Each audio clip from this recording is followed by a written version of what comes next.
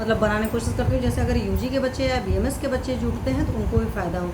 तो रसायन की अगर हम बात करें तो हमारे यहाँ औषधियाँ 2 तरीके से डिफ़ाइन की जाती हैं। एक मतलब स्वस्थ इंसान के ओज को बढ़ाने वाली औषधियाँ डिफ़ाइन की जाती हैं, और मतलब सिंपल सा अगर एक्चुअल में देखें कि आयुर्वेद का प्रयोजन, तो आयुर्वेद के प्रयोजन में कहा जाता है स्वस्थ से स्वास्थ्य रक्षणम आतुर से विकार प्रशमनम, या सिंपल लैंग्वेज में अगर आप लोग समझना चाहो तो सिंपल सी चीज़ ये होती है कि 2 तरह की चीज़ें होती हैं।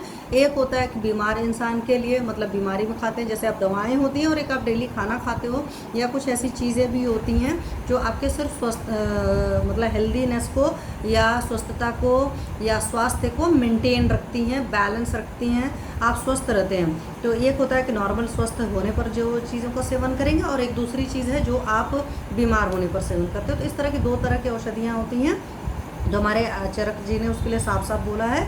एक स्वस्थ से ऊर्जस्करा और आर्तस से रोगनुत करके वर्ड उन्होंने यूज़ किया हुआ है। प्रॉपर चरक चिकित्सा मतलब जो उत्तरार्ध है हमारा चरक संहिता का, तो उसमें चिकित्सा स्थान में पहला रसायन है, दूसरा वाजीकरण है। तो रसायन में ही उन्होंने साफ साफ किया। अभी देखो दूसरे मेरे मोबाइल में नेटवर्क के इशू आ रहे हैं। तो यहाँ पर औषधियाँ आपको एकदम सिंपल सी लैंग्वेज में पता चली कि 2 तरह की हो गई, एक स्वस्थ इंसान के लिए हो गई और एक इंसान बीमार इंसान के लिए हो गई। अब वो जो स्वस्थ इंसान के लिए हो गई उसमें भी 2 तरह का सिस्टम है, एक है रसायन और एक है वाजीकरण।